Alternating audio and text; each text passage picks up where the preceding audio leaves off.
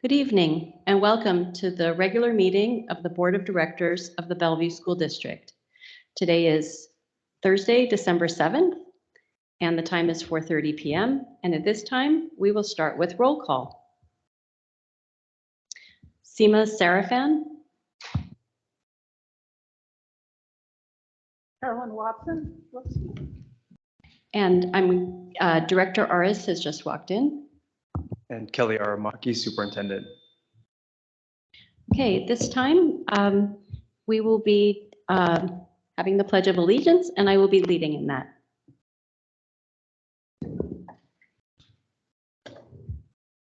I pledge allegiance to the flag of the United States of America and to the republic for which it stands, one nation, under God, indivisible, with liberty and justice for all. Dr. Aramaki, will you please lead us in the land acknowledgement? Sure. We acknowledge that we are on the indigenous land of the Coast Salish peoples who have reserved treaty rights to this land, specifically the Duwamish and Snoqualmie tribes. We thank these caretakers of this land who have lived and continue to live here since time immemorial. We reflect on the historic context that brings us to reside on this land and accept responsibility to interrupt erasure. We commit to an ongoing partnership with the Snoqualmie tribe as we listen to, learn from, and lead with their guidance. Okay, at this time, I just want to make a few acknowledgements.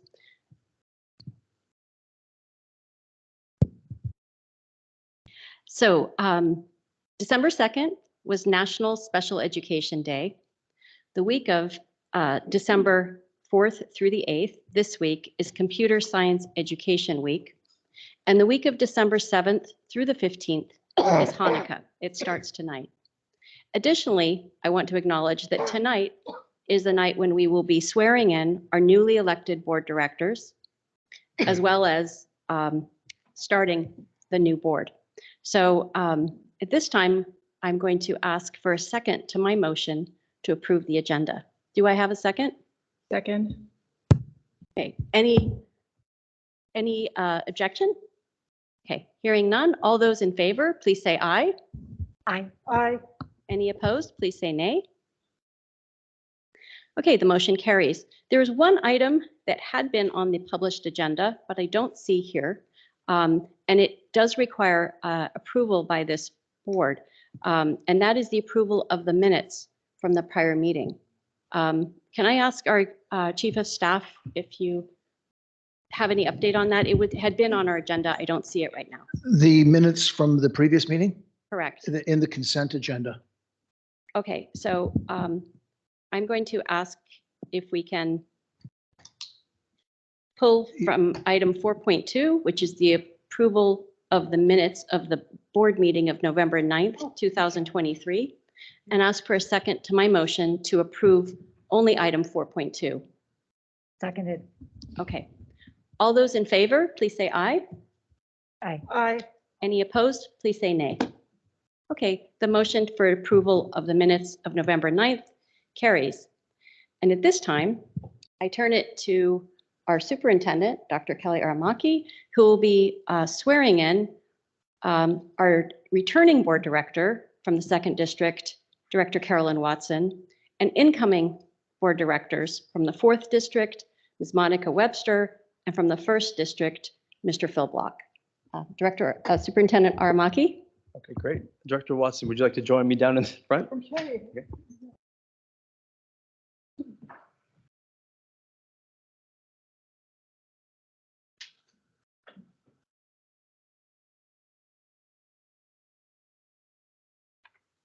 Okay. All right, if you could repeat after me. I, Carolyn Watson, hereby swear I, Carolyn Watson, hereby swear to support the Constitution of the United States and the state of Washington, to support the Constitution of the United States and the state of Washington, and to faithfully discharge the duties of director and to faithfully discharge the duties of director of the Bellevue School District School Board of the Bellevue School District School Board to the best of my ability. to the best of my ability. Congratulations. Thank you. Oh, wait, Carolyn.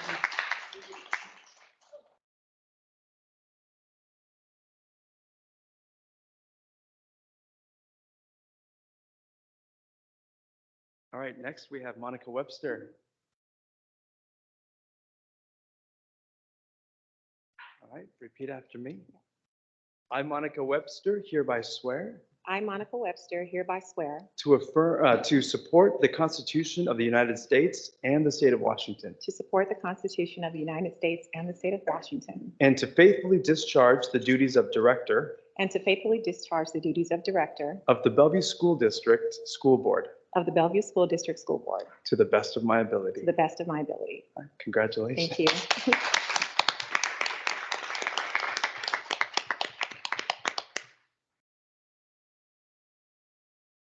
Right, Bill, Block, on up. So as you're sworn in, please go ahead and come up to the dais.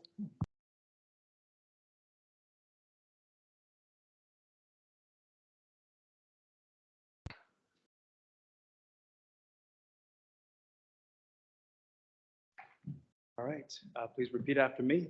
I, Phil Block, hereby swear I, Phil Block, hereby swear to support the Constitution of the United States and the state of Washington, to support the Constitution of the United States and the state of Washington, and to faithfully discharge the duties of director and to faithfully discharge the duties of director of the Bellevue School District School Board of the Bellevue School District School Board to the best of my ability. to the best of my ability. All right, congratulations. Thank you.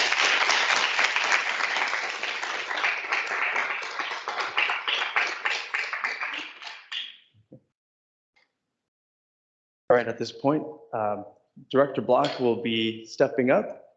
And then let's give a round of applause to our former president, Seema Seraphin.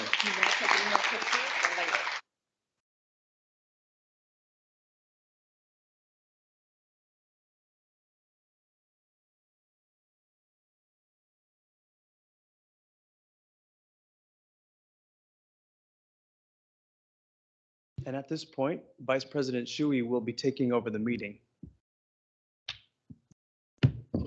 Great, we're now on section 3 of our agenda. The election of board president is item 3.1. And I will preside over this until we have a president, and then the incoming president will preside over the rest of the agenda for this evening. In connection with section 3.1, we had a meeting a couple of weeks ago where board members in a public meeting discussed interest in different positions, but there was no sort of requirement that people disclose at the time that they were interested. The floor is open for nominations for both 3.1 president and vice president as people are interested. So I thought that what we could do is give everybody an opportunity if they had something to say, if they wanted to self-nominate or nominate somebody else. And we, in the past year, have been playing around with different ways of allowing the different board directors to speak. And so I thought that one way that we could do it for this time is to randomly generate a district number, 1, 2, 3, 4, 5, and whoever is selected will go first, and then we'll just move forward to the next person. And I feel like we made, under President Seraphin's leadership, a lot of great advances, like trying to make sure everybody had equal time. And so I'd like to also make sure that we have a timer. And if, so George, if you could, and maybe give everybody 2 minutes. You don't have to use the full 2 minutes, but if you have something to say and want to use it, then each person gets up to 2 minutes. So I am going to try to share my screen. Okay. Yes. I understood from previous communication we have every chance to just. Oh, yeah. Okay, great, great. I know that we talked about taking time, but thank you for. That's right. Sorry about that. Yeah, so we did want to take a moment before we do this to allow our new directors to just introduce themselves to the community. Okay. Director Block, and we'll go with District 1 first, just because. Just as we joined the board, I wanted to have a chance to say a few words, since many of you don't know who I am. As I joined the school board, I want to first thank those who voted in the election, introduce myself, thank the district staff who've helped introduce me to my role, and recognize that our school district is facing real challenges with enrollment-driven budget squeezes, leading us towards difficult choices, while our community also clamors for new programs and improved services. I believe that we view most issues and solutions through the lens of our personal experiences. Recognizing that potential bias, I fully intend to work hard to broaden my personal lens to encompass a larger cross-section of the BSD community to help ensure decisions and recommendations that I make are representative of the community's interests. However, I feel it's important to provide you with a bit of an overview of who I am and the experience that have shaped me. My educational experience has spanned public, private, rural, suburban, day school, and boarding school. As a parent, I've also navigated a variety of schools for my children, and I will draw on those experiences as I work to encourage courage, excellence, and inclusion at BSD. I'm the youngest of 3 boys in my family from a small town on the Mississippi River in Illinois. My hometown went through a school consolidation process when I was in elementary school. My parents were alarmed enough by this change that they helped start a private school in response, which I attended for 3 months in 3rd grade. Ultimately, my parents reinvested in the public school system and advocated for me to be moved into the equivalent of an advanced learning classroom, an environment I thrived in until my parents died in a tragic accident when I was 11. My story is much more complicated after 6th grade. Without parental advocates, it took me time to learn how to advocate for myself and to drive myself to achieve. Those complicated experiences include time in a suburban district in Massachusetts, where I experienced that region's efforts to integrate communities by busing students from Boston to wealthier suburban districts. As a fellow newcomer, most of my friends there came from the METCO program of inner-city students bused to the suburbs. After 2 years in Massachusetts, I was fortunate to be accepted into a private boarding school for high school. That school in Virginia is where I had my first personal encounters with the cultural battles, as classmates proudly displayed Confederate flags and some would jokingly flash hand signals for the KKK. Symbols and signals I thought only existed in history books at the time. I was also called a Yankee by my freshman roommate and a few others as my teenage classmates sought to differentiate me from them. Fast forwarding to my children's experiences with education, they're both here tonight. They started out in Bellevue preschools before jobs took us to the UK for a few years. There, I learned a lot about cross-cultural experiences and what it's like to navigate an unfamiliar school system. I got to compare and contrast their strategies for learning with my own experiences. For example, how ABCs were replaced by ba, curly ka in phonics. Both my children started their formal education in UK schools, and my oldest is likely one of the few BSD students that still writes in cursive as a result, because they emphasize penmanship. Moving back to Bellevue in 2015, I learned what it's like to enter the district mid-year for one student and about registering a kindergartner who started that fall. Through my children, I've experienced elementary school advanced learning program, the self-contained middle and high school version. I've also experienced the challenges associated with gaining 504 supports to ensure children receive appropriate accommodations to enable their academic success and to access the learning environment. I've also experienced the Children's Choice programs through friends who enrolled their children at Jingmei or Big Picture, and through our own experiences at the international school. With children in 8th and 11th grades, I've learned a lot about the district and what is and is not working through their experiences and those of their peers. With friends that have children in private schools, I'm also attentive to the similarity and differences between BSD and private schools. As a parent, I've sought to be highly involved in my children's education and by extension in the BSD schools they've attended. This has included leading school programs like science fairs, helping create supports for families and students during reconstruction of Clyde Elementary, and most recently, I've served as a leadership role in PTSAs, where I've supported extracurricular activities and fundraising. These experiences help drive my interest in contributing to ensuring we have a highly successful public school program here in Bellevue. I believe that many families are attracted to Bellevue due to its high-performing public schools, and maintaining or enhancing the achievement of those students and schools is a key way to retain that reputation. Many families in BSD have choices, either to move to other districts or to enroll in private schools, and I expect to see BSD continue to attract and retain these families. Thank you. Thank you. Director Webster. Thank you. Good evening. My name is Monica Webster, and I'm a law community member, advocate. Can everybody hear me now? Sorry about that. I'll just start over. Good evening. My name is Monica Webster, and I'm a longtime community member, advocate, volunteer, and mom here in our school district. And I'm just thrilled to be here with all of you today.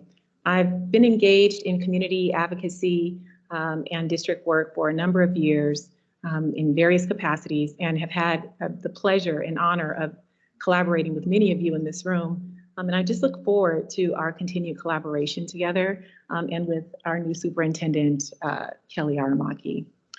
I really want to make sure that I thank our former board director, Christine Chu, and former president, Seema Seraphin, for all of their years of service to our students and our families.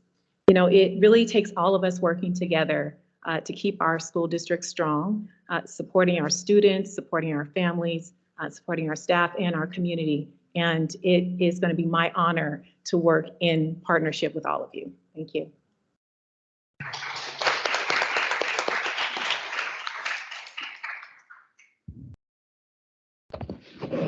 Thank you both.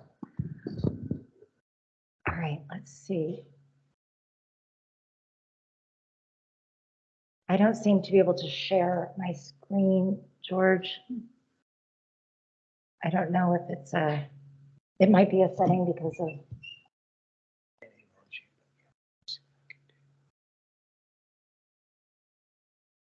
Can you do a random generator and just pick 1, 2, 3, 4, or 5?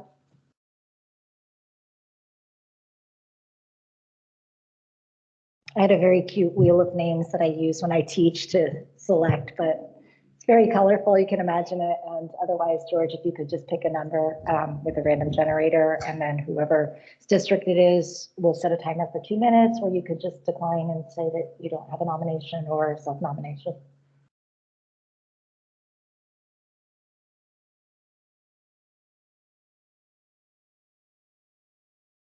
Vice President Shui, we're starting with just president, right? So they're just doing nominations for president? Yes, first? Okay, yes, sorry, thank you for that clarification. And then as far as this, it's a little bit of an experiment to do it differently. We, in the last year or two, have been doing it by starting in alphabetical order, and then we've toyed around with different ways. And so this is just another experiment, and we'll see how this goes. I was thinking that whoever it is, let's say it's District 1 that starts today, that our next vote, we could start with District 2 and just push it down the line. That way everybody has an opportunity to start at the beginning of director discussion and end at the end and be in the middle, because I know that Director Aris and Director Watson were often on the spot with the beginning and end. Okay, number 5, correct? Yes, okay, so excellent.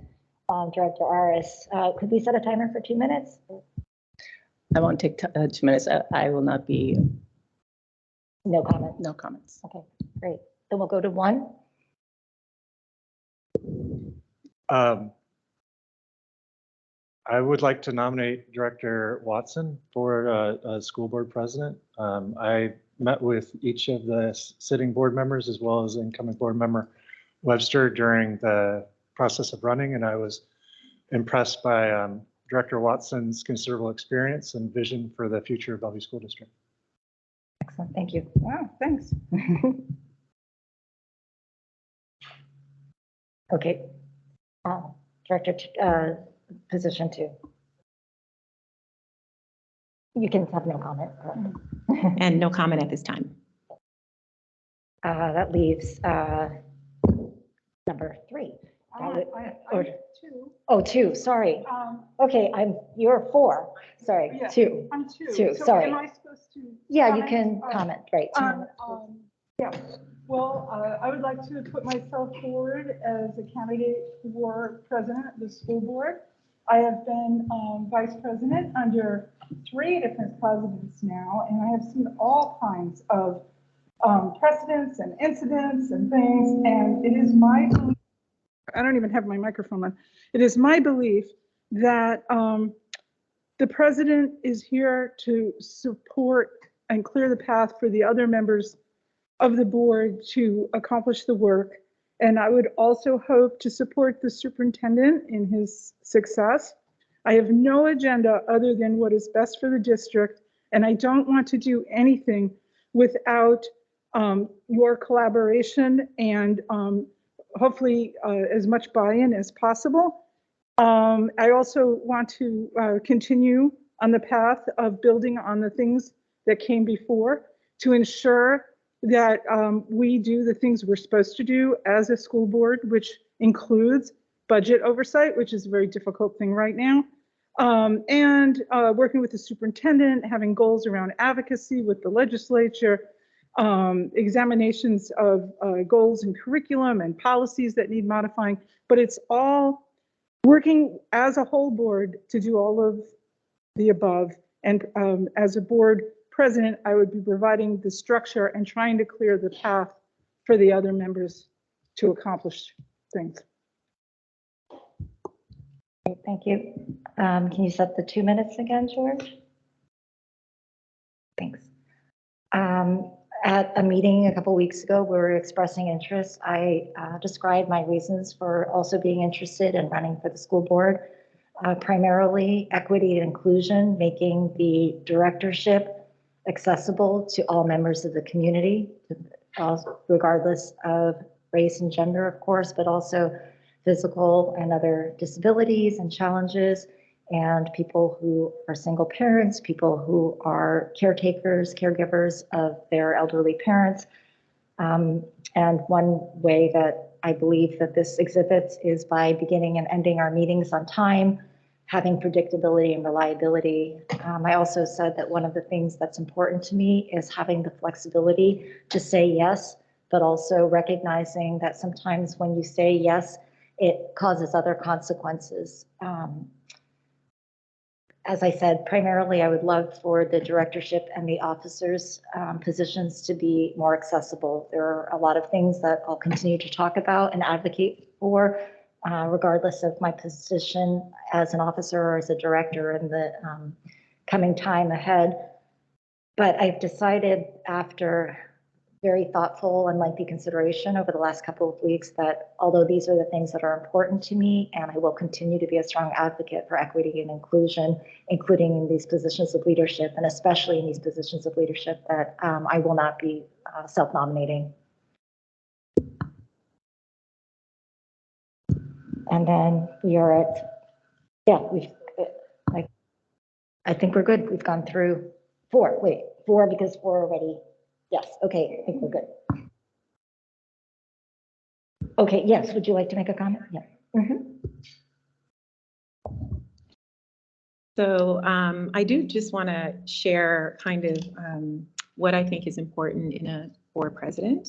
I think that it's important to have a president who is cooperative, who's consistent, who has strong resolve, who is knowledgeable, but also possesses a level of curiosity and interest in learning and research to better understand circumstances and pieces of information.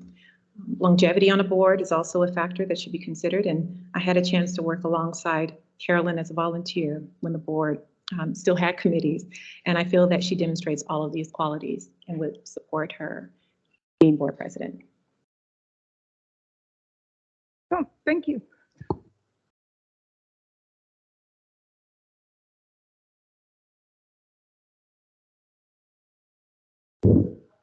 Okay, here we go.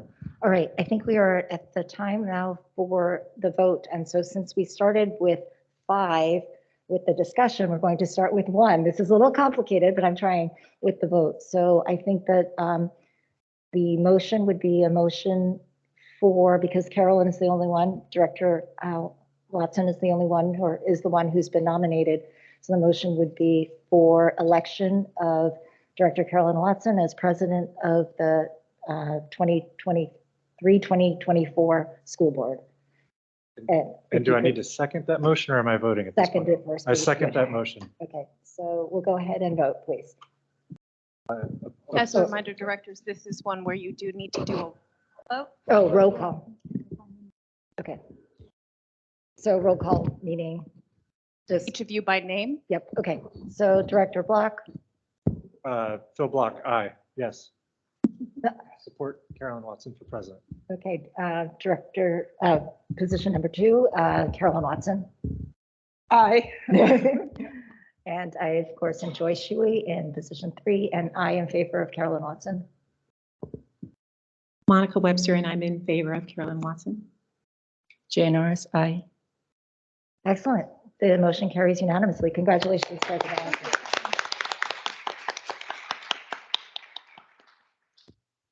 The meeting is yours. Yeah. Yes, you get the hammer now. Yes, that's right.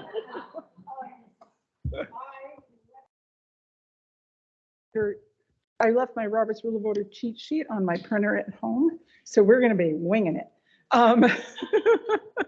So next, I believe that we are moving on to the position of Vice President. And let me, oh, there it is. Okay. I didn't quite get this whole elegant spinning wheel, who goes first thing. So I'm the president now. It's just. okay, I'm going to open the nominations for vice president.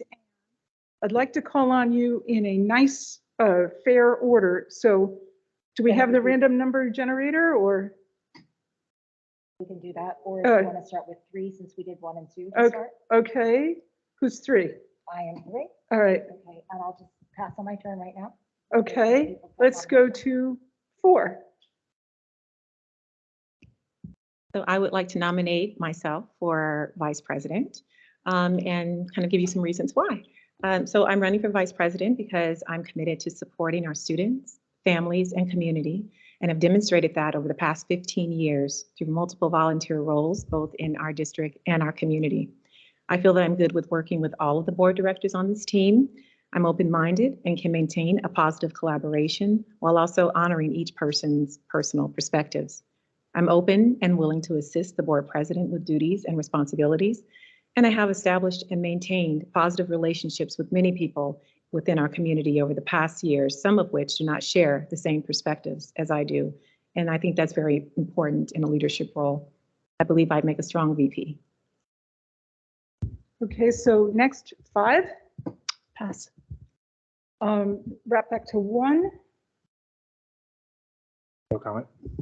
And that's 2. That brings it to me. And I would like to say that I would really support Monica as vice president. I think she and I will work well together. She brings a perspective that will help me see things that I need to see. And I have been seeing her, even though she's new to the board, I have been seeing her around the district for, it feels like a decade. So I feel like she really knows the ins and outs. So I support her candidacy. Okay, now we need the motion. So do we build on your motion, or I will take the motion? I move that we elect Monica to be vice president of the school board. Second. Okay, now we're going to do a roll call vote. And I think I'm just maybe just going to go in numerical order. It'll be easier for me. So District 1. Phil Block, yes. District 2 is me. I say yes. Tertiary District 3, yes. District 4 Monica Webster, yes. and District 5. Jane Norris, aye.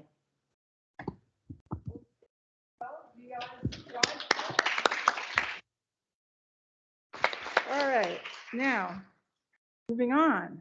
Ledge rep. I guess we'll do another. Maybe not random. We'll start with 4. Is that next in the progression here? So person number 4, district number 4, can talk to who might be good at ledge rep or. No comment at this time. Okay, District 5. I'd like to self-nominate myself. Okay, District 1. I would like to be an alternate for the ledge rep position. Oh, that's a good idea. That's not a formal thing to say, is it? Okay, so I'm next, and I'll not put my thumb on the scale right now. Okay, and I think, can I make the motion to nominate Director Aris as ledge rep with alternate being Director Block? Okay, so let's go off the roll call vote. Yeah, you seconded it? He seconded it. and I we'll go- second that. Okay, so now we're going to go to the roll call vote. And so then we're going to start. One again, Phil Block. Phil Block, I support the proposal. Okay, two is Carolyn Watson, and I say yes. Joyce Shuey in favor of, aye. Monica Webster, I say yes. Jan Norris, aye. Thank you. All right, next on the agenda, the appointment of the Disciplinary Appeals Council members. So we have a memo on this Do you, board doc. President Watson, do you want to handle the backup for the legislative rep? Oh, do we need to? Oh, okay. That can't just be sort of an agreement. We need to elect it? Okay. Yes. All right. Do we have a? Just point of order, I thought that that was part of my motion, but was that not okay to make it part of the motion? They are supposed to be done separately under the Okay. board policy. Let me see. Of the Okay. problems I'm worried about, not so much. Okay. All right, let's have a motion. Motion in favor of electing Director Black Second as that. alternate. Okay, do we have a second? Second. Okay. All right, so we'll do the roll call again. Who's in favor of Phil Block being the, what do you want to call it, backup ledge rep or apprentice ledge rep? I don't know. Ledge rep number two. Phil Block, I vote yes. Okay. Carolyn Watson, yes. Joyce Shuey, aye. Monica Webster, aye. Jan Norris, aye. All right, congratulations. Got it. This is going to get smoother as things go on.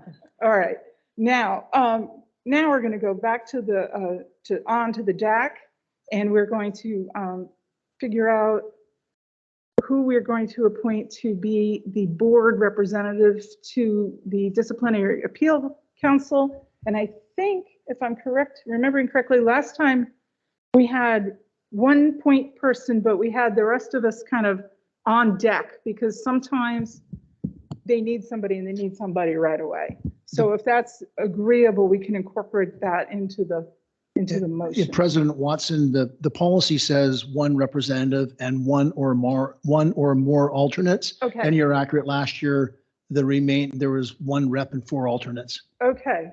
All right, so what we want to do is have the one rep, the 1 point person. So do we want to do our random number thing again, starting with where are we, 5?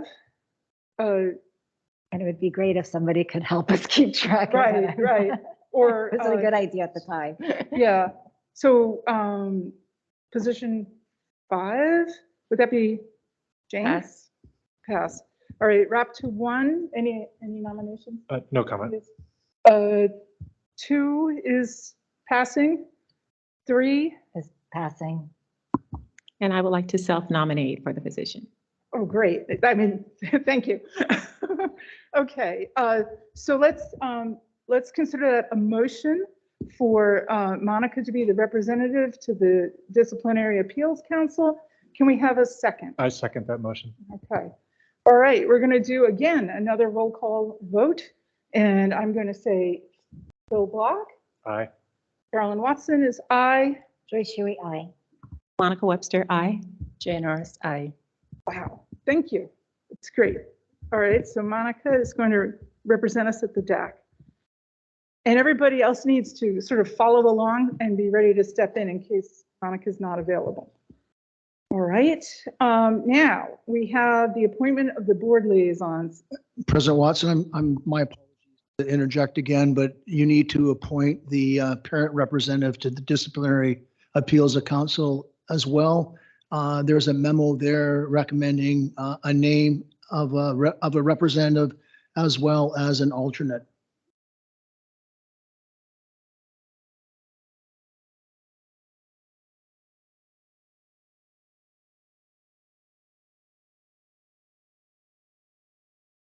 I'll just read out from the memo. It is recommended that the board approve Melissa Richardson as the parent representative to DAC and Jenna Beardsley Smith as the alternate.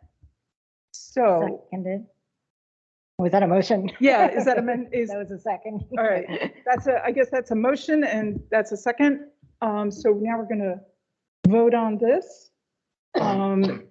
Is there any discussion or information that people feel they need on this?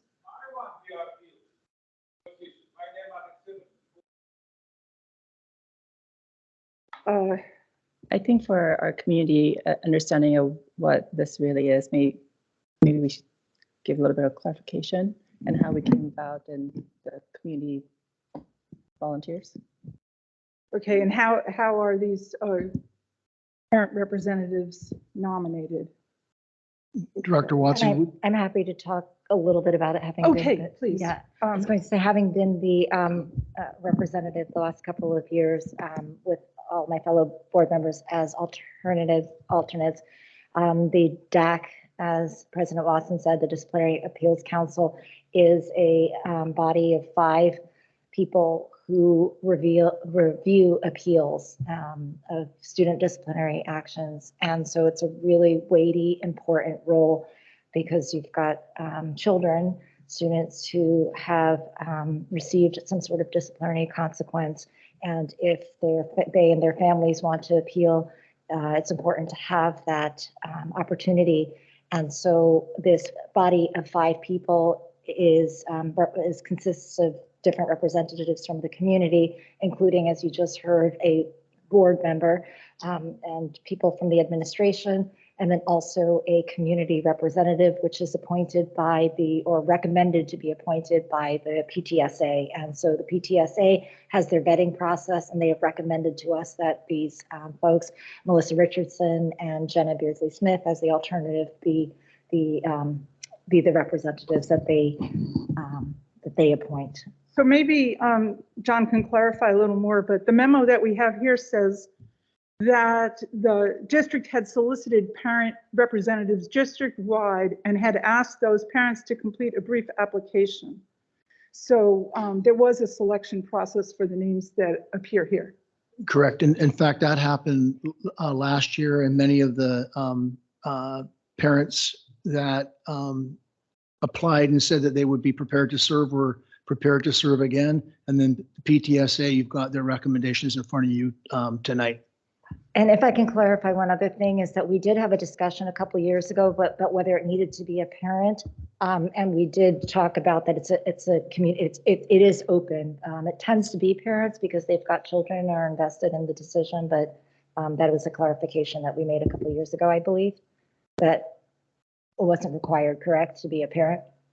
Yeah. And then one of the other things too, I think it's important to point out in the policy is that Dr. Aramaki and his designees work to create avenues so that there's a diverse array of candidates that are representative of the community that we serve.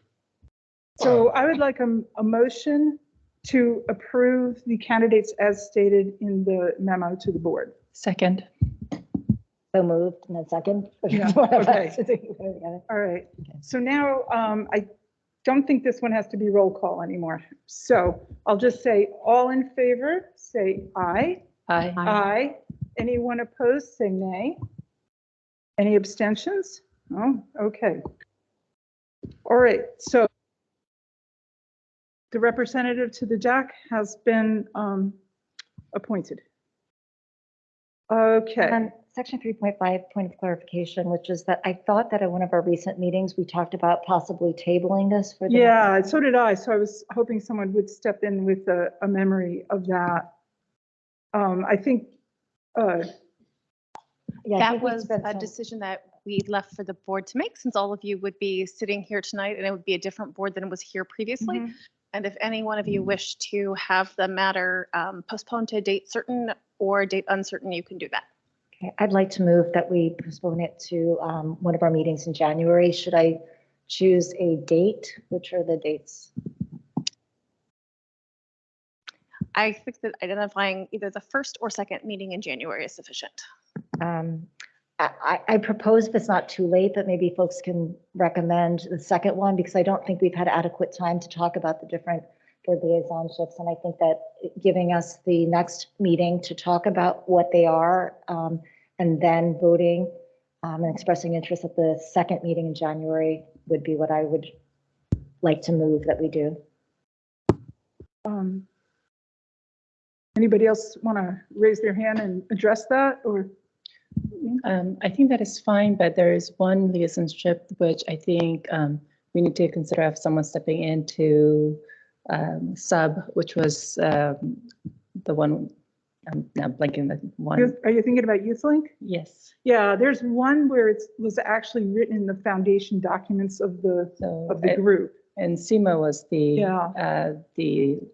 liaison for that. So I think one of us needs to step in until. May I ask Shannon if that's her understanding that we have a legal requirement or some kind of requirement to fill that? It would be in compliance with the agreement with the entity to select somebody for that particular liaisonship tonight. I don't think that they're going to end their relationship with the district over it if you wait till January. Okay. And I would like to self-nominate to work with them. Oh, fantastic. So, Could we consider appointing you as the interim until January? okay. Do you want to make a motion to that effect? Yeah, I move that we appoint Director Aris as the interim, and then we can reconsider the Right, permanent appointment. I And would happily second that. And let's do another vote. Everyone in favor of that solution, say aye. Aye. Aye. Any nays? Abstentions? Okay. Did we finish the motion on moving that to January? I think maybe we didn't. Yeah, sorry. Okay, we'll get the hang of it. I make a motion to move the appointment for the remainder of the liaison positions to the second meeting in January. the permanent one for Yeah. Is that And the permanent role at Yeah. YouthLink, yeah. We have a second? seconded? All right, all in favor of that? Say Aye. aye. Aye. All right, any opposed can say nay or abstain. All right, thank you.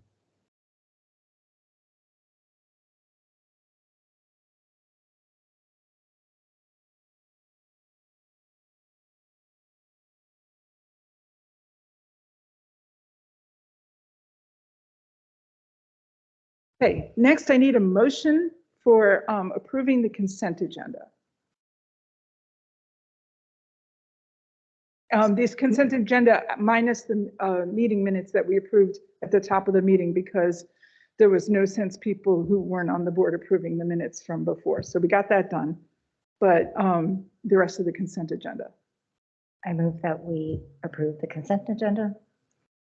Any As- seconds? I second that. All right, all in favor? Aye. Aye. All right. Any opposition or not or abstentions? No? Okay, good. All right, so now we get to superintendent update. All right, thank you so much, President Watson. I have a quick superintendent update today. The first thing I just wanted to mention is today is the beginning of Hanukkah. And so to all of our families and students and staff who celebrate Hanukkah, I wanted to wish you a happy Hanukkah today. And I also just wanted to take a moment to mention that in the past few weeks, I've had the opportunity to meet with leaders from 3 different Jewish organizations, the Jewish Federation of Greater Seattle, the Holocaust Center of Humanity, and then the Anti-Defamation League. And we were able to talk together about just the challenges facing our world and facing us locally as well. And they were able to give great partnership in thinking about how we can best support our Jewish students, families, and staff in our system, as well as making schools and the school system inclusive for all kids and addressing discrimination against any student. And so I just want to thank those leaders for their partnership in making our schools inclusive and building towards the beloved community here in Bellevue. Next slide. It's exciting. We have been sending out announcements across the district, helping the Bellevue Schools Foundation to spend their $1 million. And so the Bellevue Schools Foundation is investing almost $1 million in grants for our teachers and our students. And so you see some pictures here. Alex Glover is the theater teacher at Interlake High School. I was able to go with one of the BSF trustees, Claire, who's the owner of the Belden Cafe in downtown Bellevue, to present a grant to the Big Dog Cafe, which is the Pacific program. They're starting a coffee service in order to teach students life skills. And then there's a picture of Highland Middle School and all of the different Bellevue Schools Foundation grants that they received as well. And so we're just thankful again to the Bellevue Schools Foundation and to all of the parents and families who support the foundation, because that money goes directly then to students, to innovation, and to supporting our kids. Next slide. I want to give every week until we have solved our problem of transportation updates to the community. I want to reiterate just my apology to the community for the challenges that we're facing in transportation. I saw a parent post a picture of the book, Don't Let the Pigeon Drive the Bus. But then in this case, it might be okay because we're looking for drivers. But what I'll say is we are working so hard to get drivers. And so just updates to give a little bit of hope to our community. We have 5 drivers that will be ready to start in January. We have 6 drivers that will be starting their driver's training in January. So it's a very long process to get your bus driver's license. We have 3 new drivers that are starting their initial training right now. We are going to continue year-round recruiting, even when we have all of our positions filled. But our hope and goal is that cancellations should be resolved by January when we come back from break. Next slide. I wanted to just give a couple of updates. As we're talking about budget and we're talking about challenges in enrollment, that is not stopping us from continuing to innovate and create the programs here in Bellevue that we want for our children. And so we're doing this hard work and making sure that our budget is solid so that we can thrive as a school system and provide our kids with the very, very best. And so I just want to highlight a couple of things that are happening that we're very excited about in building a future-focused education in Bellevue.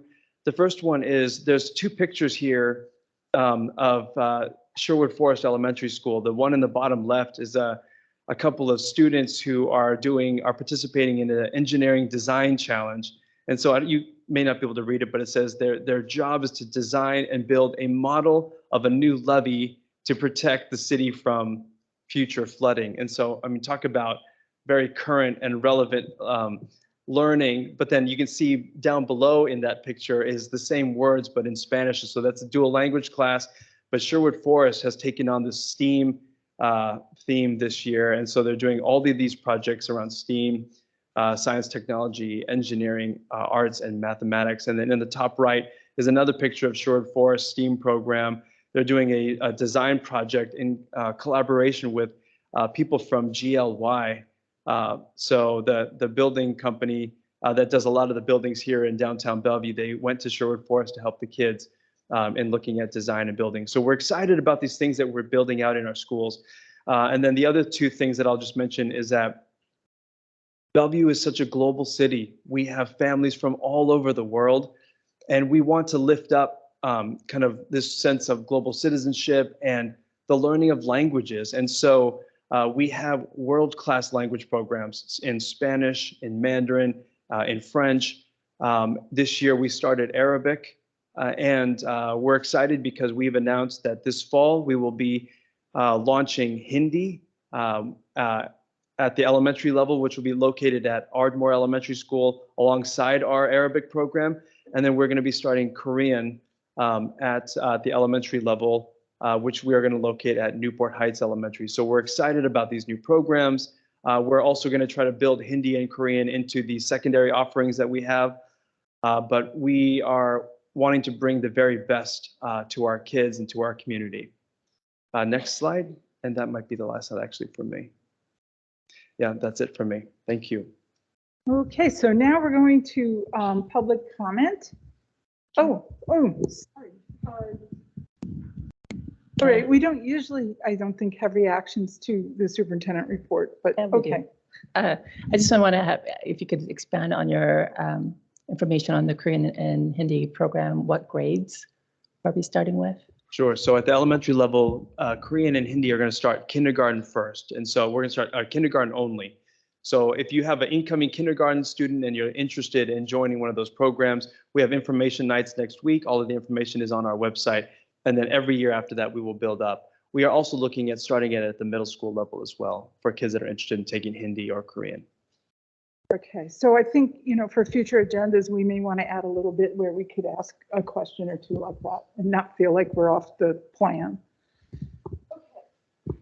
Good, so now we're going to public comment and public comment guidelines, and I'm going to be relying on staff who have organized who's going to be speaking. But before that, I'm going to ask everybody to really take a close look at these public comment guidelines, and I'm going to mention a few things.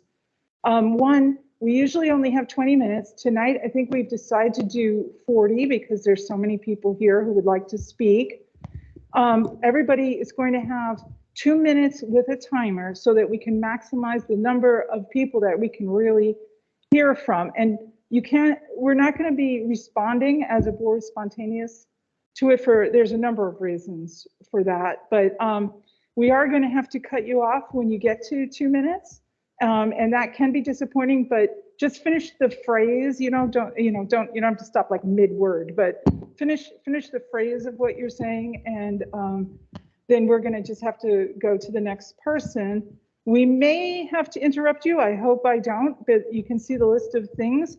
If there's statements that are libelous, slanderous, invading somebody's privacy, anything that might be obscene or violate our district policies on harassment, intimidation, bullying, discrimination, anything that's inciting an unlawful act, and anything that is disrupting the orderly operation of the board meeting.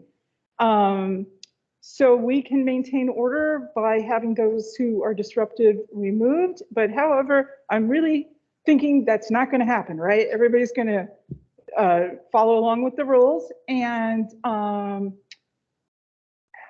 so you are allowed to be negative as long as you are civil. Okay.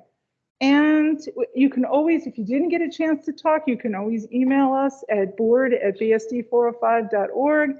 And there's also a voicemail number given on this slide.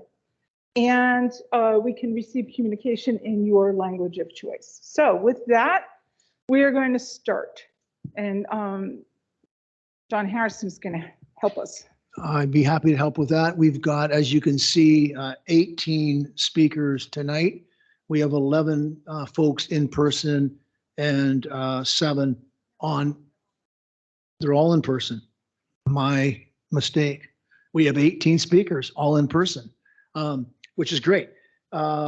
What I would ask folks to do, you see the order of speakers up there in front of you. If you could make your way to the podium, and we'll just keep you moving. So first speaker, Megan Tierney-Knight. Sorry, Megan, will you turn on the microphone? I apologize. Okay, I was lucky enough to speak a few weeks ago, but Anna Vicente here has not, so we're up here together. She's a proud parent of a 6th grader at Highland and a freshman at Interlake. Highland holds a special place in our hearts, and it's the reason her family remains in the public school and in Bellevue. Today, we're not here to list Highland's strengths, but to request a pause, a break from the war of wants sparked by the consolidation study. We're not asking for a full stop. We understand the complexity of a crisis faced by many districts. All we're asking for is a slowdown, more time to foster genuine collaboration between the district and its families. Without comprehensive information, it's difficult, if not impossible, for families to make informed decisions about our collective future. Most of us are not aware of the ripple effect cuts will have on all grade levels. This isn't just a middle school issue, even if it has been labeled that way. Consolidation should never be a win-lose scenario. Its success depends on the collective efforts and compromises from all families, all schools, educators, and administrators. We urge the district to provide clear scenarios of what is at stake and engage in open two-way communication to cultivate a sense of shared ownership and unity. Change is often a process, not an event. Slow down and educate families, address fears, and provide reassurance. The burden should not be delegated to parents and middle school communities. Open and honest communication builds trust. When people trust the messenger and the message, they're more likely to cooperate and accept change. At Highland, we understand that life is hard, and sometimes what we want and can have are two different things. Instead of making us compete for resources and prestige, work with us, break down silos, and leverage our strengths for a greater good. Let's face challenges with optimism and collaborative spirit. pave the way for the success of each student and every student in Bellevue. Thank you, Anna.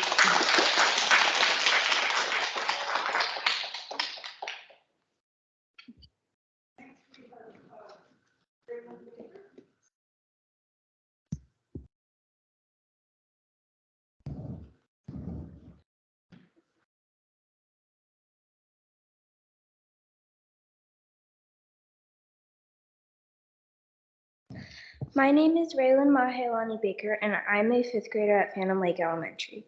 I am here today to talk to you about what Tillicum Middle School means to me and my family. After pandemic, I started in-person spring of third grade. Finding my place was tough. As a fourth grader, it got better until I heard they might close Phantom Lake. Now I'm stressing out because I may not go to Tillicum. As an incoming sixth grader, I already have a lot on my mind. I'm third generation to attend Tillicum, living in the same house that's been in our family since the 1950s, a short walk from school. My sister and I have felt safer with our brothers next door. She'll be crushed next year if we aren't close. The transition to middle school for my brother has been a challenge. He has made a lot of progress and is doing great at Tillicum. It would be sad to see him face setbacks if Tillicum were to close. My oldest brother would love to finish his last year at Tillicum. As a family of 6, living in Bellevue is a challenge, especially with one car. If Tillicum closes, that means either a 40-minute walk to school or take the bus. The canceled bus routes now are concerning. Tillicum's amazing family connections specialist helps families like mine. It would be so upset if we lost her support. My brothers love that Tillicum is a place where kids from all kinds of backgrounds can learn together and be great friends. Sometimes at recess, I see my brothers marching outside with band. Other times, Tillicum students help perform in our assemblies or help with Kindness Club. These are reminders of the exciting possibilities at middle school and makes me feel like I already belong. Tillicum is more than just a building. It's a wonderful community we don't want to lose. Thank you all for listening.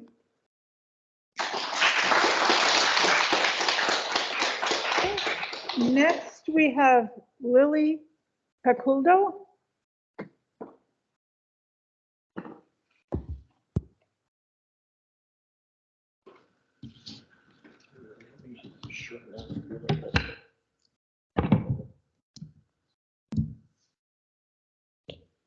Hi, Bellevue School Board members. My name is Lily, and I'm a student at Tillicum Middle School. I'm here with you today to talk about why I love my school and why it's such a great one.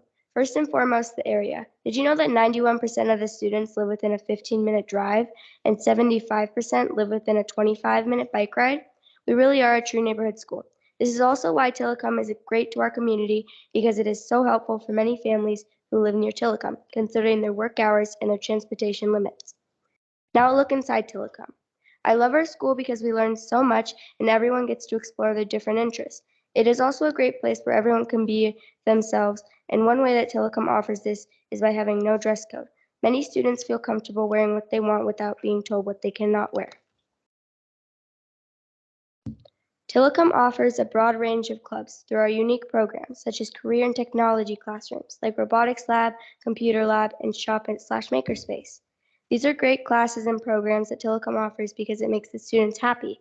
We also have classrooms that help kids want to fulfill their wish in doing these classes. Instead of just saying that we care or we include everyone, but we really make sure that there's something for everyone. One great program that we offer is language immersion program. Did you know that more than half of our school is kids that are a part of this program? And if that program were to be gone, then I think that they would be very disappointed. We have some classes that are language classes, which include French, Spanish, and Chinese. This is a great opportunity for kids to learn another language and to take it out into the world. We also have culture clubs. These are clubs where it gives students the opportunity to share with others about their language and culture. I also think that Tillicum is built off of kind people, including staff and students, and that's what makes it such a great place. We do charities almost every month to help support those in need. And recently, in November 2023, we did an ASB food drive and every single class chipped in.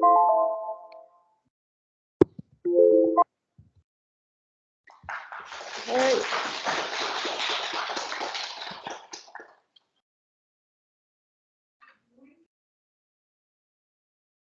Wenyan.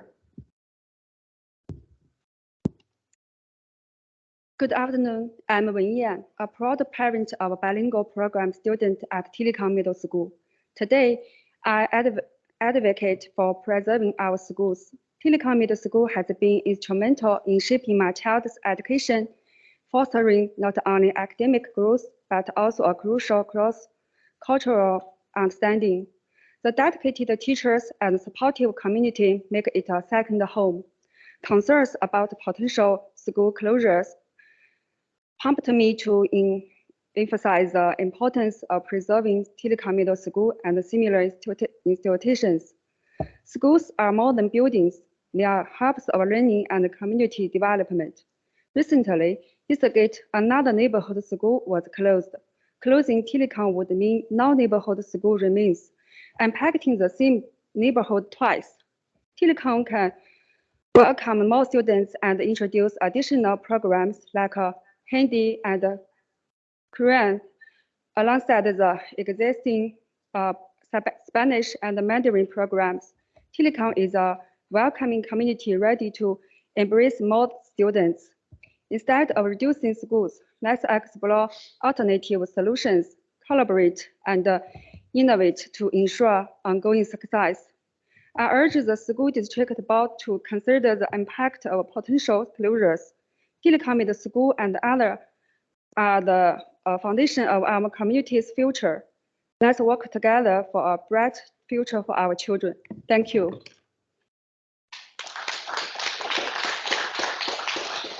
Okay. Next, I think we have Li Dan Wang. Yeah.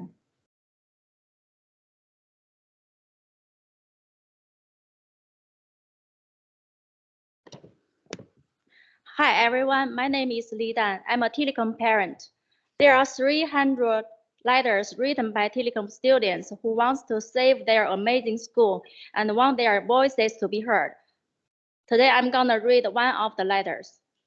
Hi, I'm a student at Telecom Middle School, and I wish to tell you why you should not close Telecom. Number one, there are so many people here, so many friends and groups, people who have found their place. If you decide to close our school, we will lose all of them. I wish to tell you my story of how this school helped me.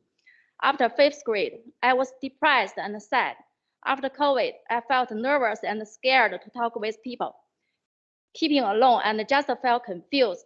At first, when I came to school, I saw everyone's perfect lives and felt empty. I had no friends in this new environment, and most people already knew who to spend time with and where.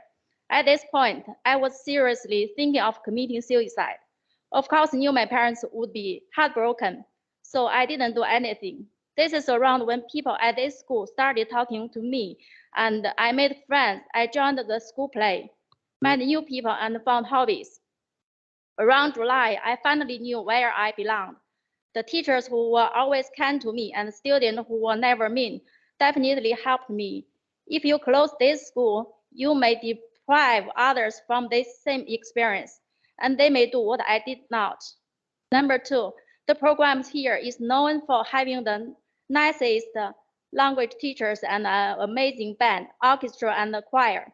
If you consolidate this school, all the teachers will scatter, and we will lose many amazing programs. This is all I have to say, and I hope that you will consider not consolidating my school from this letter. Thank you. Thank you. Next, we have Chenxi Wang.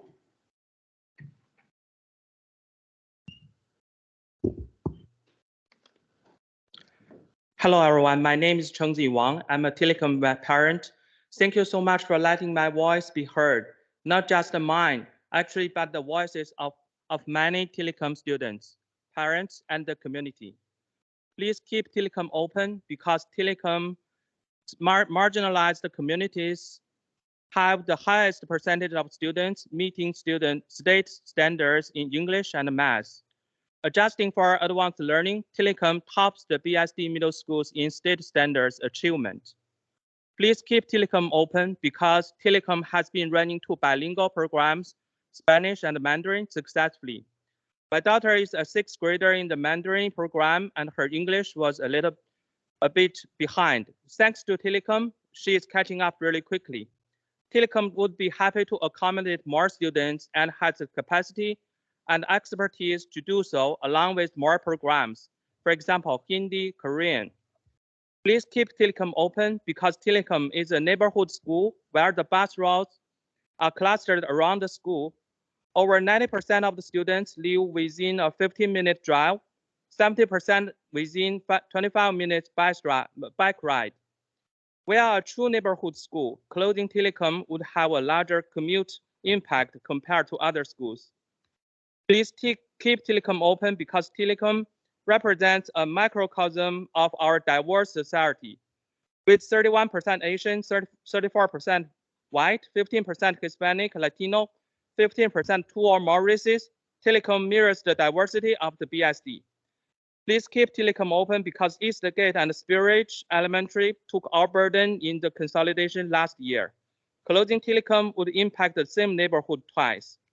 I urge you to recognize the essential role Telecom plays in our community and in our children's lives, and to keep Telecom open. Thank you very much for listening. Thank you. All right. Next, we have Karina Gawronska.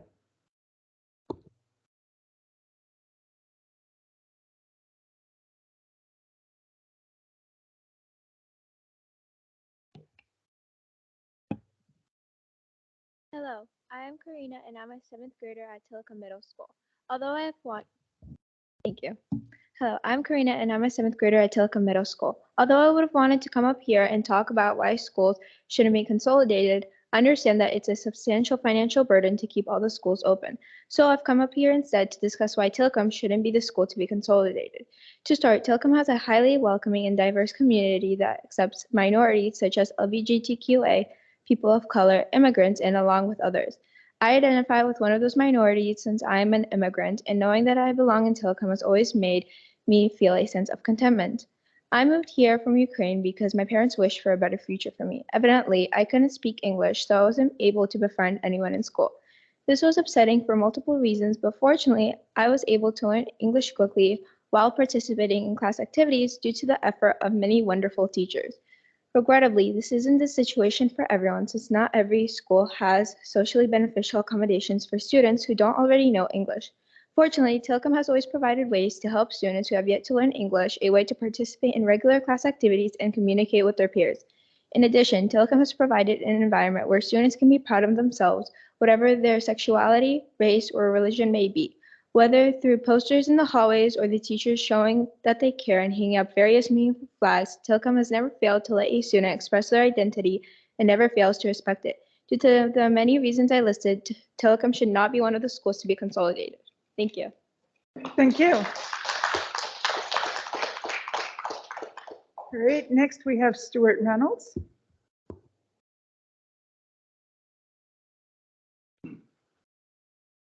Thank you. Yeah, my name's Stuart Reynolds. Thank you for the opportunity to speak. Oh, thank you. All right. Yeah, it's wonderful to be able to learn a language. It's wonderful to be able to learn AP. And when I look at Telecom and ODL, these are schools that manage to do it in a very integrated way. When I look at Wilburton, this is a very integrated school. We look back at last year at what happened, right?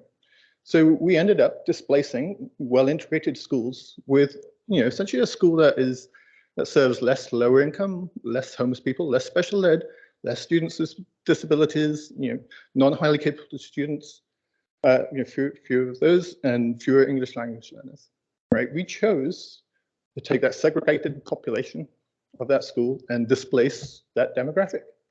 And so when I look this year, I say, gosh, you are brave people to take, international and treat this school separately. These programs can be taught with general ed schools. It's a great question why we can't share the schools and the playgrounds with these programs. So why is that the case? So why are we favoring choice programs over our general ed schools? People value STEM. people value integration in our school district. And so, and Director Watson, in her re-election, I think you said very clearly, you supported what we did because those choice programs are cash for the district. You said that. It was on YouTube. You absolutely did. I sent you my slides with the link to that video. And so, so it's fine to want to be able to attract, private school students back from private schools. And we have lost private schools, even though the district hasn't talked about the loss to private schools. The data is extremely clear. We have lost to private schools. All right. Next, we have Stacy Miller.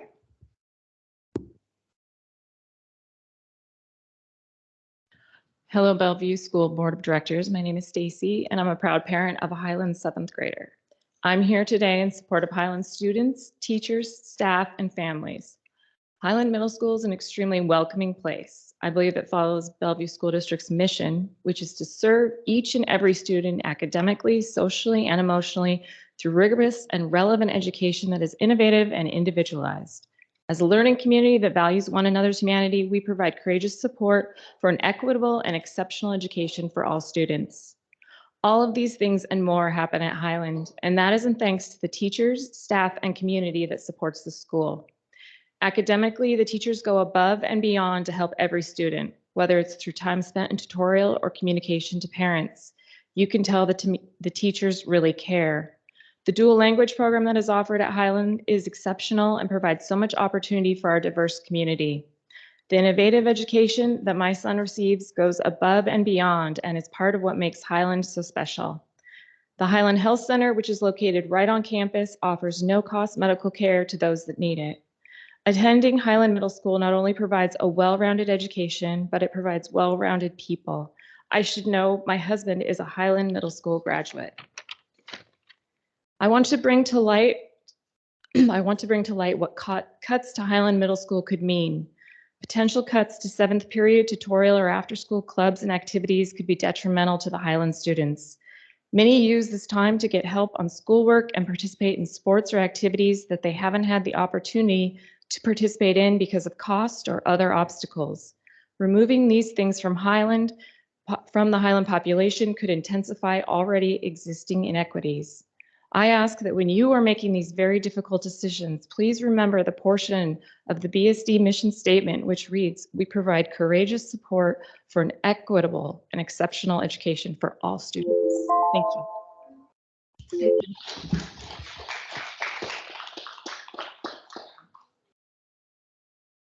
Next, we have Pavini Pathong. Hi, my son Finley is in 7th grade at Highland, and my younger son August is in 5th grade at Bennett.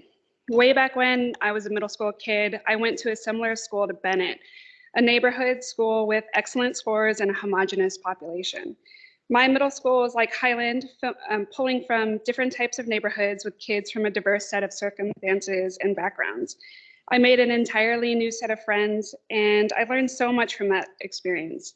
Finley, my 7th grader, met a lot of great students at Highland and that he wouldn't have met otherwise.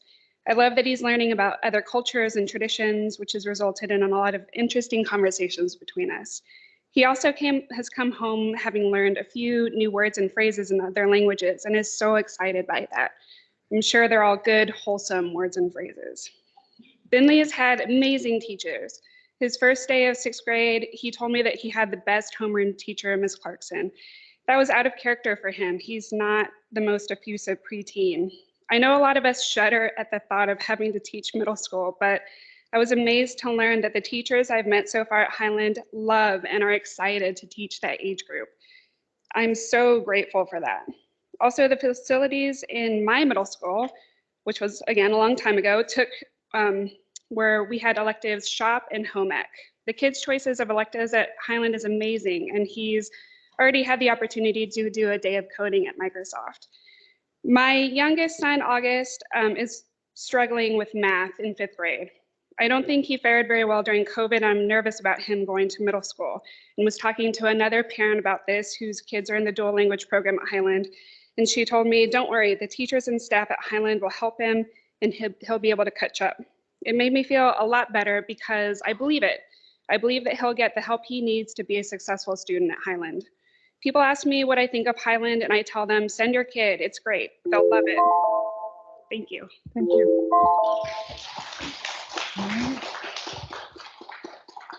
Next, we have Geraldine Twaddell.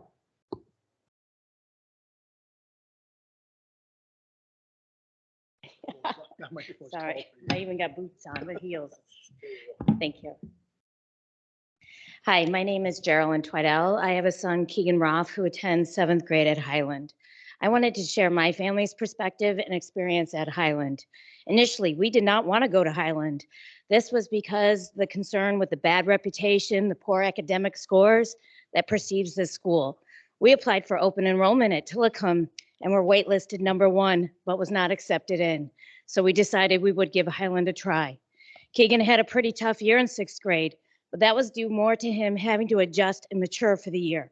He had amazing teachers and many supportive staff members working with him, and sometimes it was on a daily basis. They were helping him evolve, grow, and develop maturity he needed, while also communicating and working with his father and I. And we had a plan and a course of action that was tailored for our son. I think it's important for me to share and for you to hear how my son feels about Highland. He would tell you how much help he was given during that 6th grade year, not only academically, but he said he gave them the emotional support he needed, and they legit cared for his well-being. He said they engaged in teaching the academics, but also in life lessons. He said, Mom, they just really care about me. These words from my son, I feel, are powerful and impressive. Ironically, if you review Highland's mission statement, the first line reads, to serve each and every student academically, socially, and emotionally through a rigorous and relevant education that is innovative and individualized. I would say it's pretty spot on with how my son feels and how he was treated. How awesome is that the school implements their mission statement and it is translated perfectly into my son.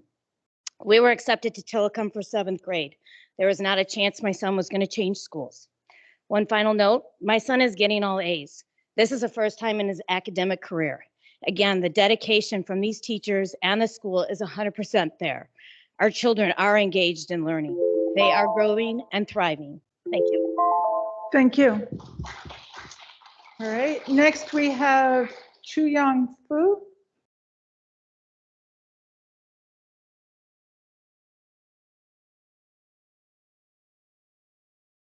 Hi, dear BSD board. I'm Chuyong. My two kids go to BSD schools. So first, congrats to the new board. And given the budget challenges, I think we have really high hope for the BSD leadership team to help lead us through this. As thousands of students' future and well-being are at stake. I think there are better alternatives than closing the school as a solve for the expected deficit. Here are my two top questions, and which could potentially lead into some potential solutions. First, can BSD share the revised enrollment forecast and the budget outlook for next year, incorporating the revision? So BSD 2023 enrollment is 175 higher than last year. Good job, by the way. It is also 400 to 600 higher than the two forecasts shared earlier by BSD. If we can even assume flat enrollment for the upcoming year, that's already 3.5 million at minimum in revenue additional. In the last 2 months, many neighboring schools have already shared their revised forecast and updated budget outlook. For example, Seattle, Lake Washington, Issaquah, North Shore, with deficit ranging from 3 million to 104 million. And they concluded, they did an assessment.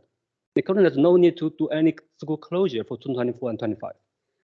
Second, can we look for other possible cost reductions, such as central administration budget? So BSD allocated 7.7% this school year, highest among the neighboring schools, probably across King County. We will save 6.4 million alone if we can reduce to 6%, which is still the higher than the second highest one, which is Seattle, which is like 5.8%. I think with this tool, if you can do this with already, we've got 10 million savings, so which actually can cover the 8.5 million deficit we're talking about. So to close, I'm really grateful to be here to speak today. I look for be able to engage in the families with true transparency so we can bring the community through this journey. Thank you. All right. Next, we have Holly Harris. Hi, I am speaking tonight as the parent of students at Highland and Sherwood Forest. Both are in the Spanish dual language program and one qualifies for advanced learning services. I asked the board to keep the district's mission of an equitable and exceptional education for all students at the forefront of their decision-making. To create a more equitable environment, we must examine the systems in place that uphold the status quo. The current self-contained advanced learning model creates and sustains inequities. The district website highlights that research has shown repeatedly that thorough inclusion of a diversity of students within schools, programs, and classrooms benefits students socially and academically. Yet this inclusion model does not extend to AL services. To be clear, I am not advocating for eliminating AL, but instead providing AL-specific classes in all neighborhood middle schools. We have two centered AL programs, with Odell having nearly twice the number of AL students as Tyee.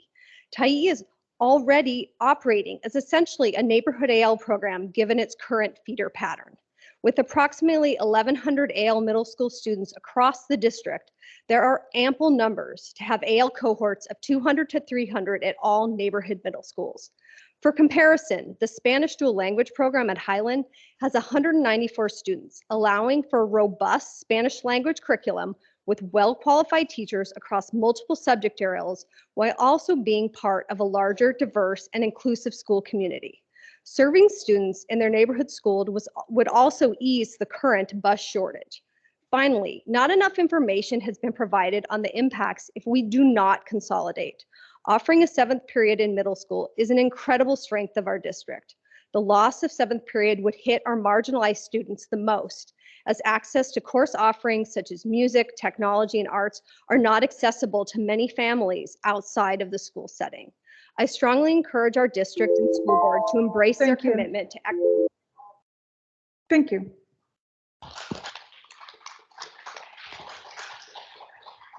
Next, we have Alex Zimmerman.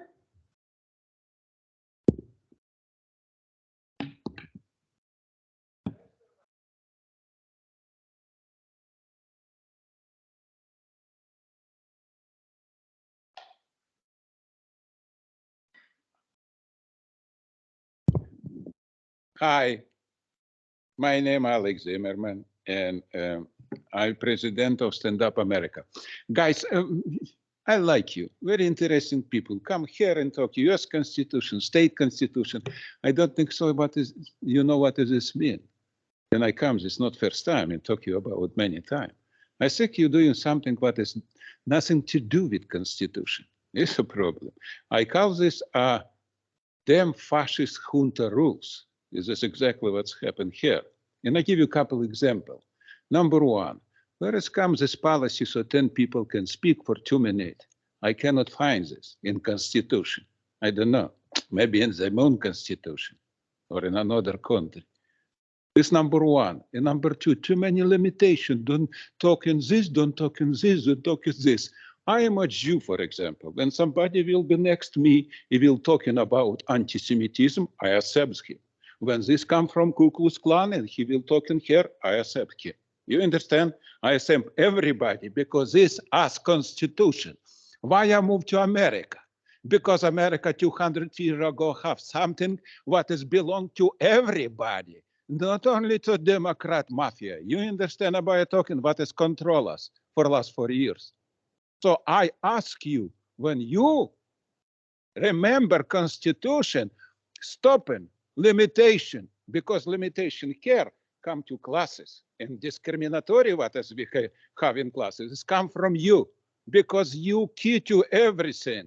Fish always stinking from head. You understand about talking? I don't think so. You understand this?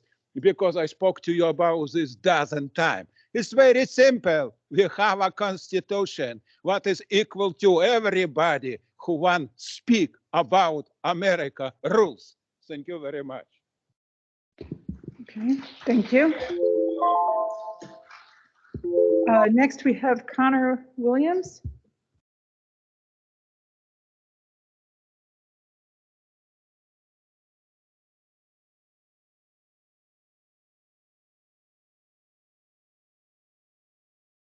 Hello, my name is Connor Williams. I'm in 9th grade at Sammamish High School, and I'm a rookie member for Robotics Team 2412, known as the Robotoads. Oh, okay. How I got into robotics. When I was in 8th grade, the team hosted a demonstration of their robot in our CTE classes. At that point, I had already been heavily invested in CTE. At the end of their demo, they told us about a programming camp that they would host. After some contemplating, I decided to sign up. From there, I made friends with some of the members of the team, and when September rolled around, I decided to officially join the team. On January 20th, 2024, we will be hosting a virtual conference in order to teach robotics teams and programs across the state how to advocate for themselves and teach them core advocating skills. We would like to thank the district, specifically Mr. Lowell, for working with the Bellevue School Foundation to give us and other robotics teams across the district financial support and providing the BSD Robotics Center. Thank you all for your time. Thank you. All right, next we have Zoe Say.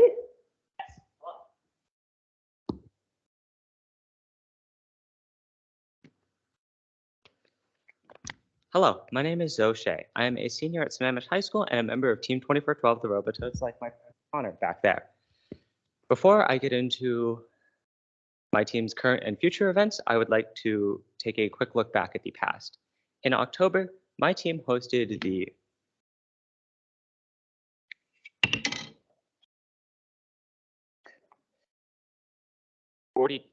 Forty Charged off-season event. This not only saw all 6 Bellevue High School teams compete with each other, it also saw your very own Dr. Aramaki and Jane Aris as Master of Ceremonies. In addition, Team 2412 from Sammamish High School took home finalist. Now moving on to current events, Team 2412, the Robotoads, is hosting a silent auction right now online, and there will be an in-person component December 9th from 4 to 6 p.m. at Sammamish High School. Please come and support our team. There are many cool items for you to bid on. In addition, Team 2412 would like to invite the entire school board, and most specifically, Mr. Bloch and Ms. Webster, to our shop to demonstrate what robotics looks like in the Bellevue School District. Thank you for your time. Thank you.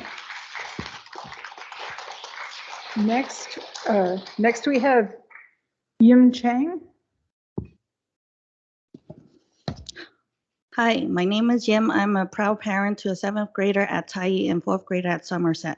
I have actively participated in the PTSA of both schools. I have the following questions and concerns. City of Bellevue is planning for growth, more affordable housing, and more jobs in the next 20 years. They already acknowledged the importance of building more, having infrastructure in place to keep Bellevue an attractive city. Why is the school district doing the opposite? Contracting, downsizing. It is comparatively easy to close a school, but much harder, takes many years to build a new school and community. 2, we have a lot of questions about the forecasting model used by the demographer. It only looks at birth rate.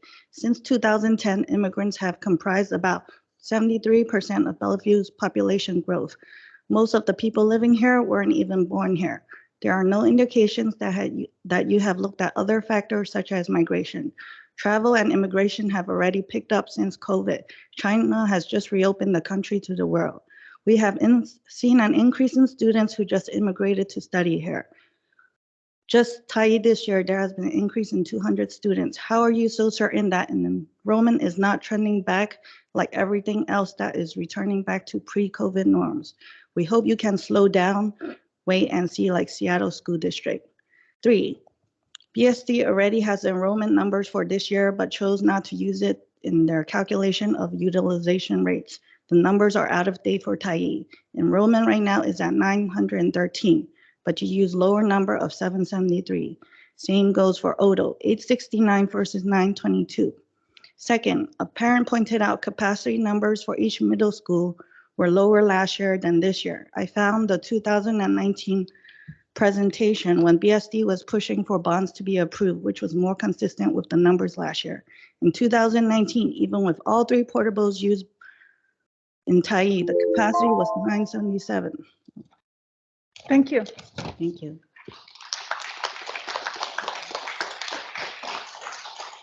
And now we have Catherine Ma. Hello, everyone. My family moved here from Chicago 10 years ago. We settled down in Bellevue because of its a school district, though my husband has to commute to Tacoma every day for his work. Neither of my kids were born in the King County. I have been volunteering for 10 years for the schools. I was one of the 6 volunteer moms who put in a whole year of hard work to throw an epic graduation party for all the Interlake seniors last year. My older one graduated from Modo, and I don't want his middle school wiped off the map.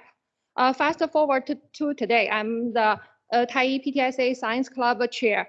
Tyee got this cool mix of programs, and we all blend together like peanut butter and jelly. Last year, after our science club orientation, one mom approached me and asked whether her son from Olympic program could join our club. I said to her, of course, we are a PTSA program, and all students in Tyee are welcome. We've got a neighborhood class, an AO program, and yes, the Olympic program. We are one Tyee family, and so let's keep our Tyee open and keep the crew together. Basic School won the national championships title in the science board last year. While some of you may sneer at their achievements, it's important to note that 2 of the 5 winning students were transfers from Tyee, and the remaining 3 were former students in the Lake Washington School District. We are all adults here, right? Let's ditch the fancy clothes of the empire and get real about the declining enrollment in BSD. It's a big elephant in the room. Look in the mirror, folks, and change up how you are steering our BSD ship. I'm standing firm against any school closure. Our students' interests come first. Thank you. Thank you. And that concludes our public comments for today. And as usual, everyone is welcome to stay and see what else we're going to talk about, which is not much. No, we normally have a lot more board business, but today we trimmed it down so we could fit more comments and things. So you're definitely welcome to stay, but we also won't be upset if you decide it's time to go home. Next on our agenda is board business, but as I said, we have moved that to the side. So we have 0 minutes planned for that. And then we move on to director discussion. Okay, so what I want to do is figure out this random number generator or whatnot, how to call on the first person for director discussion in a fair manner. So maybe next time I'll just bring like a 5-sided die. I don't know. So does somebody want to go first? Maybe some people have more to say. Do we want to use a timer for what, 5 minutes each or something like that? Or we've got 3 minutes each. Okay. Yeah. All right. It does say here director discussion 15 minutes total, but I thought, well, we're ahead of schedule. Okay. All right. So who's volunteering to go first? Jane. All right. Let's go for it. First of all, congratulations, Phil and Monica. Welcome to the board. And you signed up for a lot of wonderful work, and I appreciate you doing that. One of the things I think I'd like for us to discuss or share information is, since I know there's a lot of discussions around, possible closure and the study of middle school consolidation. And I think, Dr. Aramaki, you have made it clear about how we are looking at all the other ways to solve our financial issues. And one of them is being levy regionalization factor, which I have to have, I'm happy to announce that we found both in the House and in the Senate legislators who are willing to sponsor. So Senator Willman, it will be sponsoring the bill for us on the Senate as well as for the House. We have in our own district, Vandana Slatter and also Milan Tai, who will be sponsoring, and possibly with Lisa Callan. So, and it's picking up traction. I'm hearing a lot of great things across the county as well as beyond from other districts, and seeing its possible impact for them. So I just want to share that update with all of you. I've also had some great conversations with our community and also what other school districts are doing regarding solving the needs of mental health, and especially financially supporting that. I know Seattle School District was awarded by the city of Seattle $20 million last year. And it was originally done as a one-time deal, but it looks like they are converting it into and being a regular thing every year. And so they've been sharing with how that's working, as well as I think Kirkland also, City Council advised us, on some ways to work that and talk with our city in getting that additional support through the city. And so I think this is an avenue that we should really look into, which also goes back to what I had brought up previously, which is to build a relationship with our city council.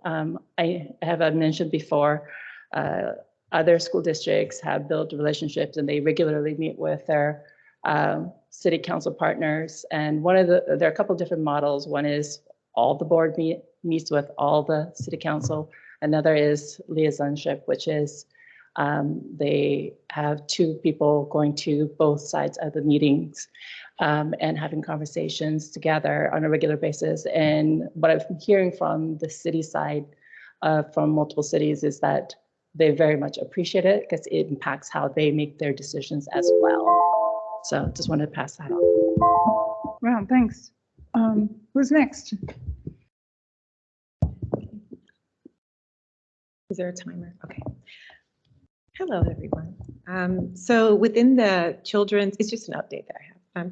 So within the Children's and Youth Behavioral Health Work Group that's hosted by OSPI, there's a subcommittee titled the School-Based Behavioral Health and Suicide Prevention Subcommittee, which is led by State Representative Milan Tai and Christian Stark, who is from OSPI.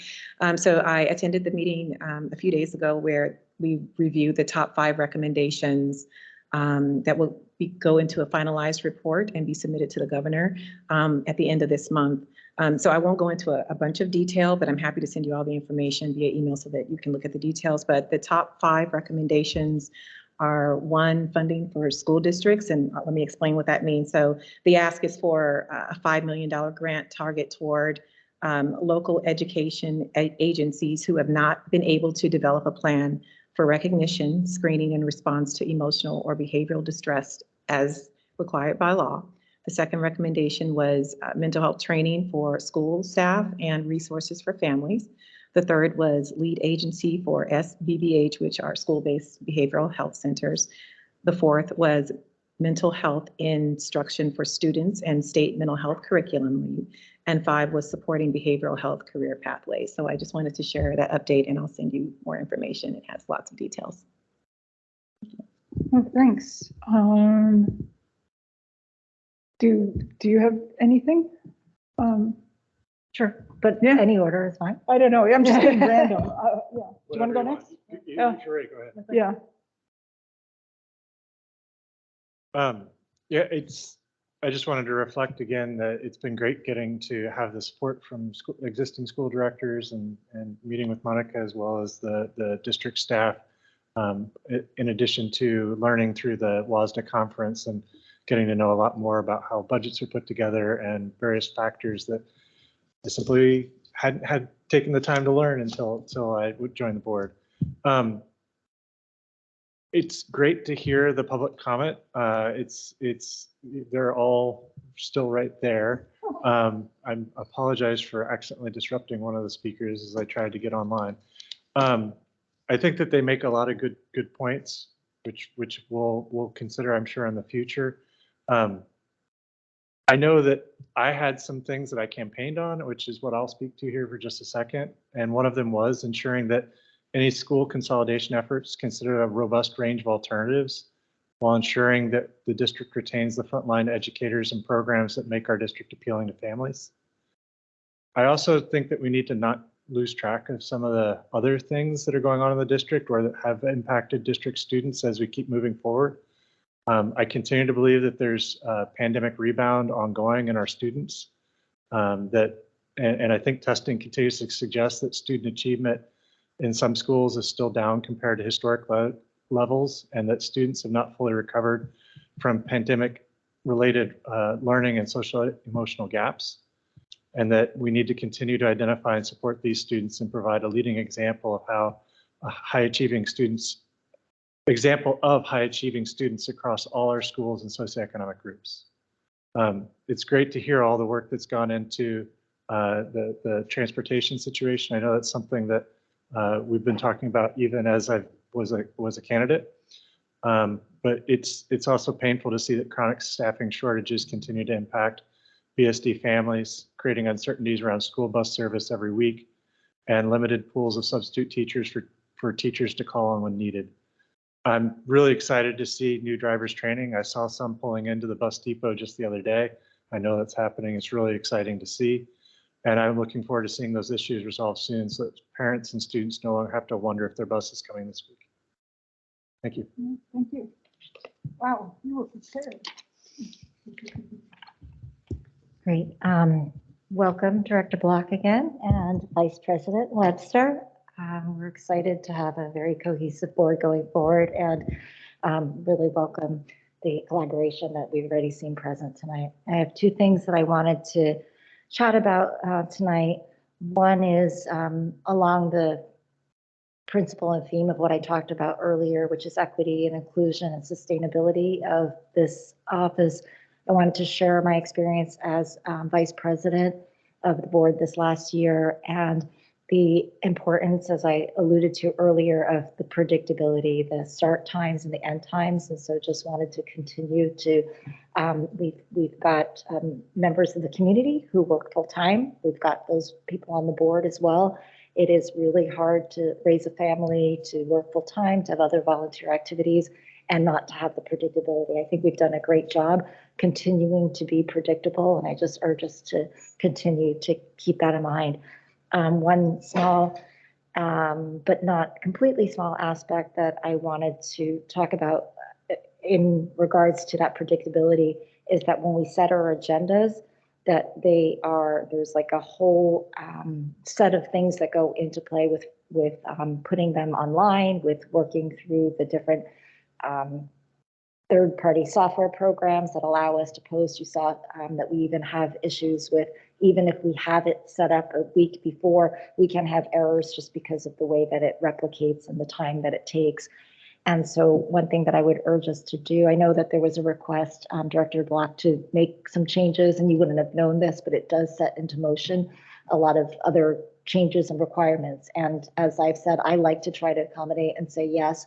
And I know that President Watson does as well, but I just urge us all to understand that those changes, as I said, you wouldn't have known this, but they do impact. And so whatever we can do to earlier set the agenda, unless of course there are emergencies, to try to stick by that, because that helps with equity issues and makes this office more sustainable for different members of the community to participate. The second item that I wanted to talk about is wanted to continue to increase. You see that all of our language our participants tonight in public comment were English speaking. I do want to continue to try to promote and bring into the community people who speak other languages, because we have the technology to provide a lot of the AI translation and assistance. And it would be good for all of our community, as we've heard tonight, to have the benefit of that diversity. So whatever each of us can do to, when we're speaking with people in whatever languages we speak in, encourage people to come and speak in their native languages. Thank you. Thank you. Everybody's had a turn? Yeah. So I know that last year, in the interest of sticking to the schedule, the board president often didn't share her remarks, didn't take her time. And, I'm prepared to do that. But I think But may I tonight, say you shouldn't? You but I should. think tonight we have the time. If I'm reading this right, we're ahead of schedule, which is insane because we're never ahead of schedule. But that must be just an accident. Yeah, but I will say, I like your idea of sort of maybe right sizing, the chunks of time. Like if we get it right, we won't always be constantly behind. So I was actually going to talk about something a little bit different, which was the strategic plan work. Not that I have a ton to report. Jane and I were both there at the first opening meeting, but just I thought if I got in the habit of saying what happened each time, then we'd sort of know where we were. So we went to this meeting at the Crossroads Community Center, and I'm not sure how many people are on the strategic planning committee. One of the staff members might have a number, but it seemed like About 37. About 37. 37, it felt like 30, yeah, and a few people didn't show up. So it was a fair number of people. And what I didn't expect out of this whole thing is we have homework. I guess I should have. But I was on strategic planning 10 years ago, and I was not given homework 10 years ago. But this time I have been given homework. And so there was some opening discussion and some learning who the consultants were and something about, what are the mission and values and things of the district and what are we building on. But the interesting part of the meeting was, they broke us into sort of groups and tried to teach us how to do empathy interviewing. And empathy interviewing was also something that you could learn at the Leadership Institute, if I remember, in August, which not all of us have had or will have the chance to go to, but that was a breakout session there. And I think, is it in the street data book or is it? Yeah. So I was thinking if we don't have a copy of the street data book from Monica and Phil, maybe we should. That's a book that many of the leaders of the district have been working out of. And anyway, so we're trying to learn this empathy interviewing, which is where you draw out stories from people instead of just sort of asking them normal interview questions and trying to get really at the basis of things in their opinion and establish some kind of a report. And I thought this could be really useful. And my homework was to go to 2 of them. And if all of the 37 people do 2 of them, then we might have quite a bit of input. And that's where we are now.